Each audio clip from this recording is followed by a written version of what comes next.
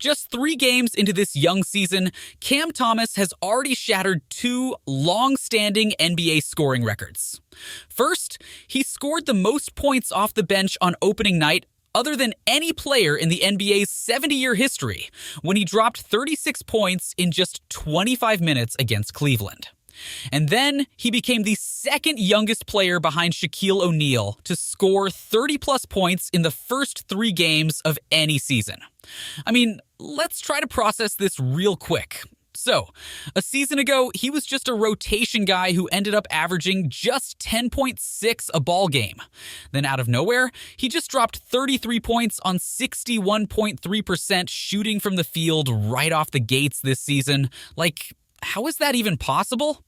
Well, the answers that we're looking for lie in his diverse and evolving offensive game. First up, let's talk about his go-to move, which is his patented jumper. Despite being a right-handed shooter, he would often go to his left. And once he got around the foul line, he would either go for a step back or create some sort of a small separation so that he could elevate and deliver the jumper. Again, even if he's coming with a full head of steam, he would still explode to the left, go to his sweet spot, stop on a dime, and then jump off with 2 legs to shoot the pull-up. Now, even though PJ Washington already knew what was about to come, he was still unable to stop it because Thomas popped up so quickly and so high. Plus, he's been practicing those twisting fadeaways to make seemingly tough shots like that look so easy and effortless. I mean, I don't know, because Cam, that's my guy. Cam tough as hell, too. I mean, he's tough. All right, like some of the shots he shoot, I'm like, man, like whatever. But then I got there and I started I remember like the first day I got there and I was shooting with him. Like I love all like going left and shooting fades and like really fading.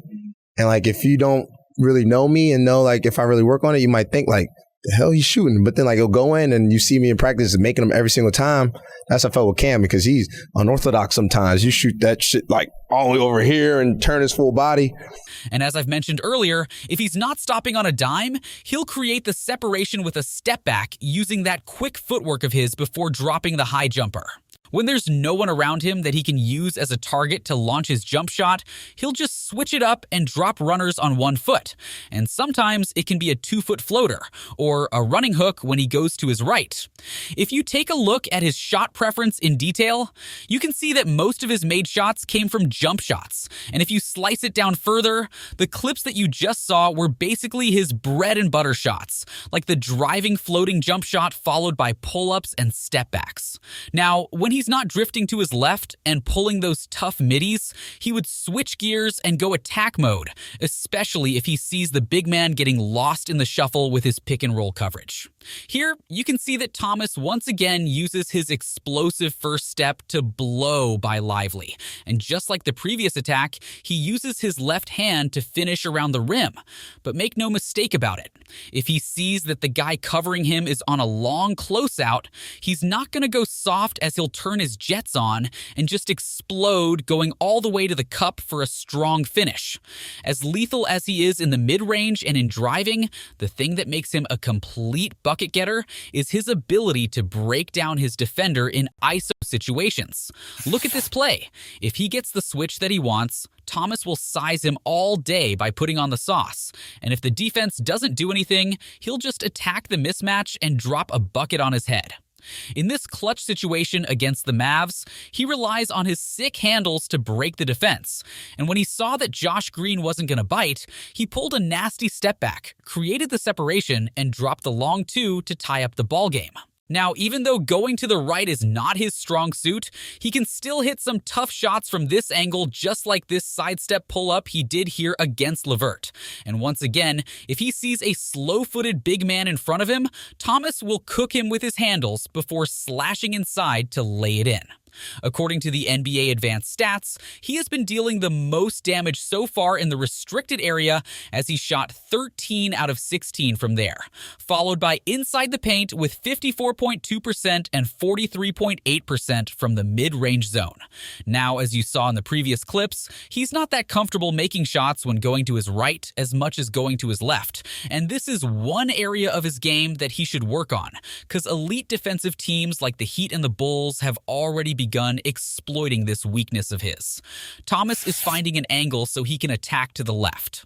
However, Bam is aware of this and blocks his driving path. And so Thomas had no choice but to attack right. And as you see, this was clearly a bad idea, as he not only lost his footing, but it also ended up in a bad shot.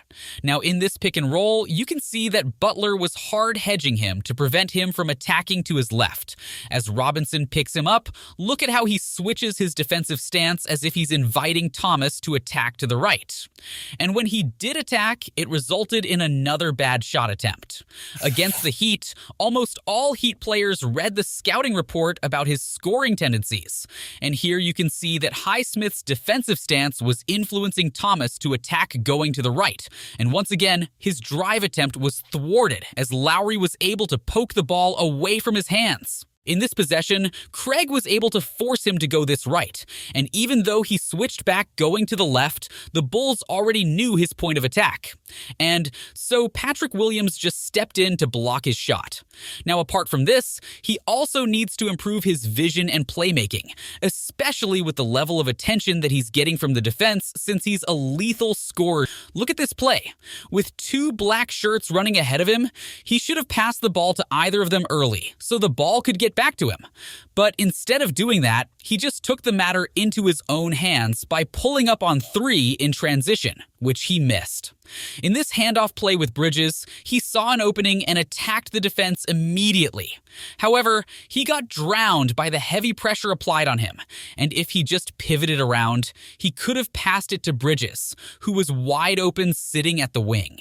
Despite these glaring weaknesses, Cam Thomas is still going to be the main guy who will put buckets on the scoreboard for the Nets, as he averages 25.8 points on 47.9 from the field and 31% from the three-point line, while logging in 32.2 minutes of court action and jacking up 18.8 shot attempts across the first 5 games.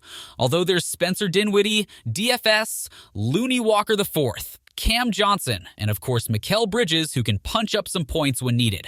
They are not as good as Cam Thomas in terms of manufacturing shots on their own or making tough baskets in crucial moments. Without question, Thomas is a 3-level scorer who can obliterate defenses by getting buckets from virtually almost anywhere around the court.